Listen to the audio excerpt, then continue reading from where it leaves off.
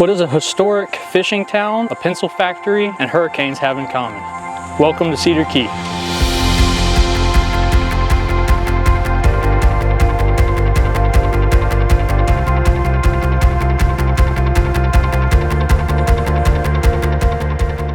Due to previous hurricanes on this particular project, we had to do foundation repair work.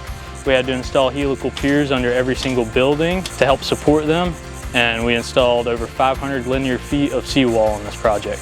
On this project, the seawall is important because it helps prevent erosion, helps protect these condos and the people inside of them, and helps us preserve our land.